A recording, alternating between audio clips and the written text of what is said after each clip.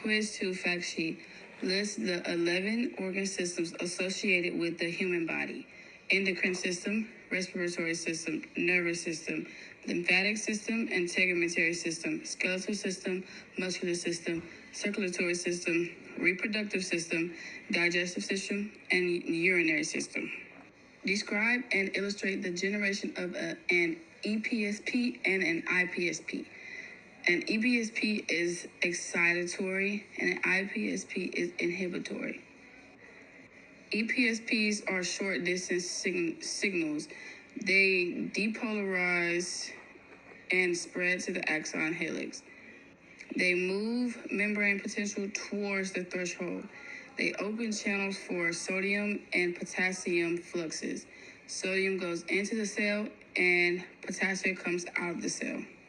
Inhibitory, also known as IPSP, they are short distance signals and they hypolarize and they spread to the axon hillock as well.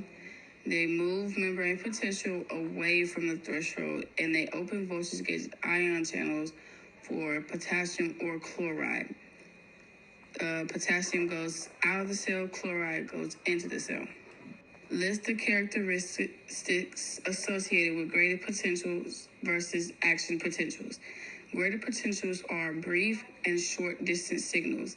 They decay within distance. The distance starts at the cell body and ends at the initial segment of an axon. There are two types of graded potentials: excitatory, which is depolarization, and inhibitory, which is hyperpolarization. Graded potentials are usually in dendrites or the cell body. In graded potentials, positive ions move toward more negative areas and negative ions move toward more positive areas.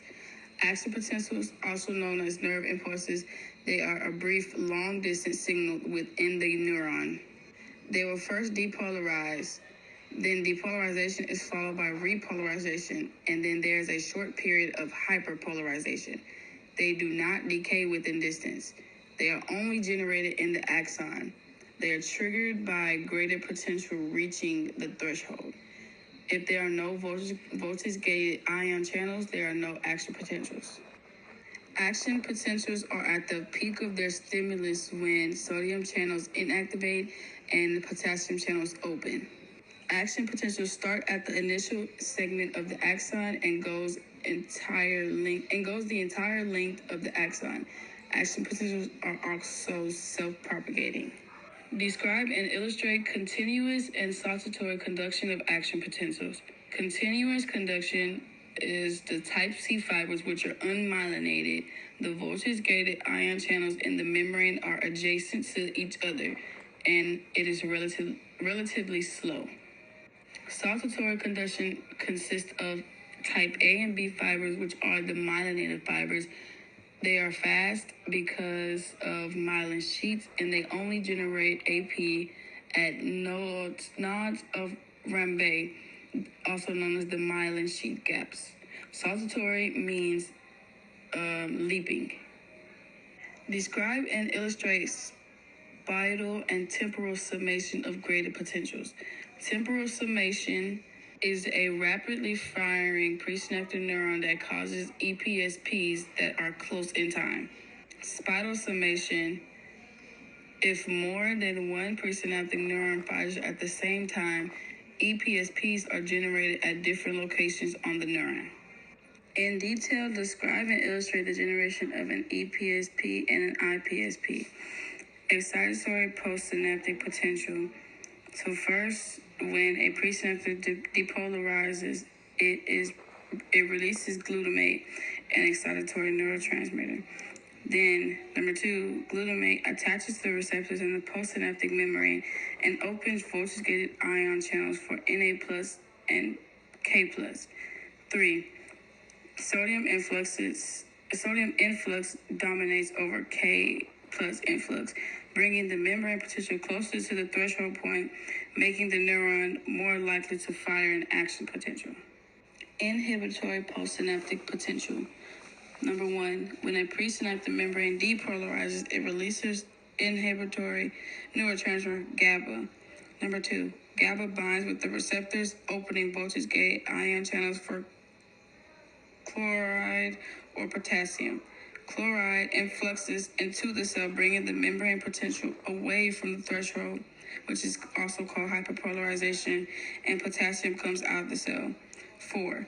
The chloride decreases the excitability of the postsynaptic neuron because of its negative charge, making the neuron farther from generating an action potential. Describe and illustrate the series of events associated with the release of a neurotransmitter. Number 1, action potential reach axon terminal. The change in the membrane potential will activate the voltage-gated ion channel for calcium. Number 2, influx of calcium into the axon terminal, also known as a cell signal. 3, calcium binds with a receptor protein called calmodulin. Number 4, calmodulin activates protein kinase. Number 5, protein kinase phosphorylates the synaptotagments. Number 6, synaptotagments activates a calcium binding site with synaptic vesicles. Number 7, the vesicles fuse to docking proteins. Number 8, then the membranes associated with the synaptic vesicles and axon terminals fuse together, releasing the neurotransmitters by excitosis. Number 9, the neurotransmitter will diffuse across the synaptic cleft and then bind to its receptor on the dendrite. Describe and illustrate how stimulus intensity is coded in the nervous system. Once generated, all action potentials are independent of stimulus strength, and all action potentials are alike. The greater the stimulus, the greater the action potential is generated. Strong stimuli generate nerve impulses more often in a given time interval than weak stimuli. The frequency determines the stimulus. Higher frequency equals higher stimuli. An example of this is a piece of hair hitting your skin. It is not strong at all, so you cannot feel it, so it will not generate a stimulus at all. Then the next one is a mosquito hits your skin, but it doesn't hit your skin hard enough to generate a stimulus. Then a basketball hits your skin a lot harder. Your brain receives a lot more action potentials, and they are closer. Describe and illustrate the position of the two gates associated with voltage-gated ion channels for sodium. The two gates are the activation gate and the inactivation gate. At resting potential, the activation gate is closed and the inactivation gate is open. Sodium ions cannot get through. At threshold, activation gate is open and the inactivation gate is open, but it is marked with an asterisk because it is only open temporarily but has been signaled to close.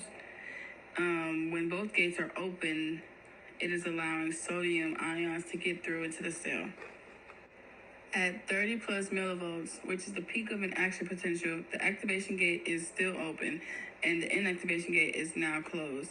And this marks the beginning of the absolute refractory period. During this period, it is impossible to generate another action potential because the inactivation gate is engaged. When the membrane potential repolarizes, it opens K plus channels, allowing potassium to leave the cell. During this time, the inactivation gates will open back up and the activation gates will close, and this will mark the end of absolute refractory period. Following the absolute refractory period will be the relative refractory period, which means if the stimulus is strong enough, then another action potential could possibly be generated. Describe the ionic events associated with the generation of an action potential. Number 1, cell starts at resting membrane potential. Number 2, the cell depolarizes, moving the membrane potential to threshold, opening up the voltage-gated ion channels for sodium. Sodium influxes into the cell. Number 3, repolarization begins after sodium influxes into the cell at the peak of the action potential, where the sodium gates close and the potassium gates open, and potassium begins to leave the cell. 4, the continuation of the release of potassium causes the cell to hyperpolarize, and then the cell goes back to resting membrane potential. Myelination disorder, the damage to the protective covering, myelin, also known as myelin sheaths that surround nerve fibers. When the myelin sheath is damaged, nerve impulses slow down or even may stop, and that causes problems with nerve impulses in the nervous system.